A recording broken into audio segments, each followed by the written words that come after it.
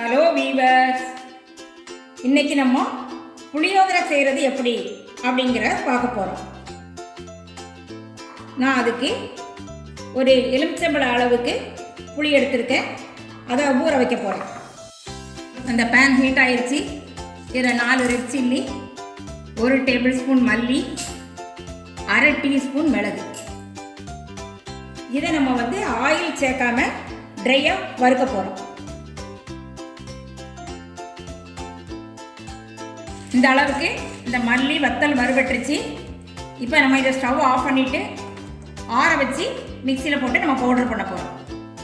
இது மசாலா வறுத்த மசாலா ஆறிட்டு இதை இப்போ மிக்சியில் போட்டு பவுடர் பண்ண போகிறோம்.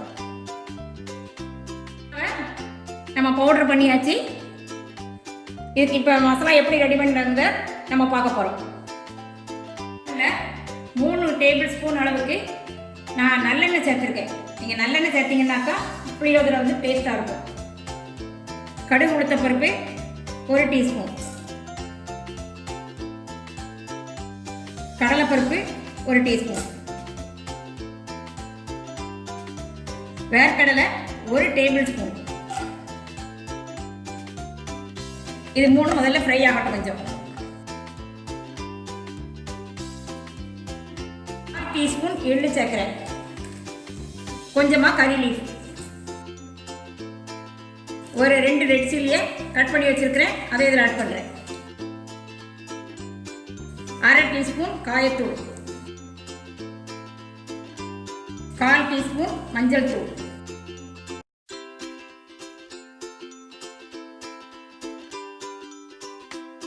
இது எண்ணெயில் மிக்ஸ் ஆன உடனே நம்ம இந்த திரிச்சு வச்சிருக்கிற பொடியை 1 டேபிள் ஸ்பூன் இதில் ஆட் பண்ணுறோம்.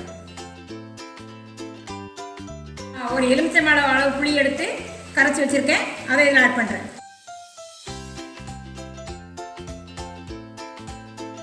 இது எல்லாம் சேர்ந்து நல்லா கொதிச்சு நல்லா ட்ரை ஆகி வரட்டும்.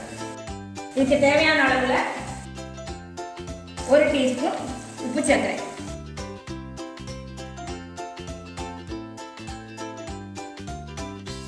இந்த கிரேவி நல்லா செட் ஆகி எண்ணெய் மேலே வந்துருச்சு. நம்ம இப்போ இது இதில் ரைஸை போட்டு மிக்ஸ் பண்ண போகிறோம்.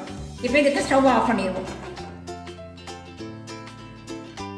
இப்போ நான் இதுக்கு 1 கப் ரைஸ் எடுத்து குக் பண்ணி வச்சுருக்கிறேன். நம்ம இந்த இதில் போட்டு மசாலாவில் போட்டு நம்ம மிக்ஸ் பண்ண போகிறோம். மிக்ஸ் பண்ணுறதுக்கு முன்னாடி 1 கரண்டி அளவுக்கு நீங்கள் ஃபஸ்ட்டு எடுத்துக்கோங்க. தேவைப்பட்டால் திரும்ப ஆட் பண்ணிக்கலாம்.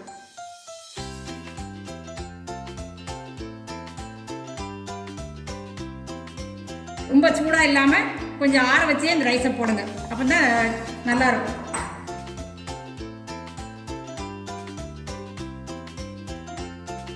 அந்த புளிக்கரைசல் மசாலாவோட இந்த ரைஸை நம்ம மிக்ஸ் பண்ணியாச்சு. இதை அப்படியே ஒரு 2 நிமிஷம் சிம்பிள் அடுப்பில் வச்சு ஸ்டவ் ஆஃப் பண்ணிடலாம். ஒரு 2 நிமிஷம் அப்படியே மூடி வைக்க. இப்போ இதை நம்ம ஸ்டவ்வில் வச்சு 2 நிமிஷம் ஆயிடுச்சு. இப்போ இது நல்லா செட் ஆயிடுச்சு. இதை ஒரு சர்விங் பவுலுக்கு மாற்றிட போகிறோம். நம்ம இப்போ டேஸ்டியான முறையில் புளியோதரை ரெடி பண்ணிட்டோம். இந்த புளியோதரை மசாலாவை நீங்கள் உங்களுக்கு தேவைன்னா இதை செய்து ஃப்ரிட்ஜிலையும் வச்சுக்கிடலாம். இது 1 மாதம் வரைக்கும் கெட்டு போகாது. நீங்கள் அதை யூஸ் பண்ணும் பொழுது 1 டேபிள் ஸ்பூன் பேனில் நல்லெண்ணெய் சேர்த்து இந்த மசாலாவை கொஞ்சம் எடுத்து போட்டுக்கோங்க. இந்த மசாலா சூடு வந்த உடனே ரைஸை போட்டு மிக்ஸ் பண்ணி நீங்கள் இதை ரெடி பண்ணிக்கிடலாம். இந்த வீடியோ உங்களுக்கு பிடிச்சிருந்தா லைக் பண்ணுங்கள், ஷேர் பண்ணுங்கள், சப்ஸ்கிரைப் பண்ணுங்கள்.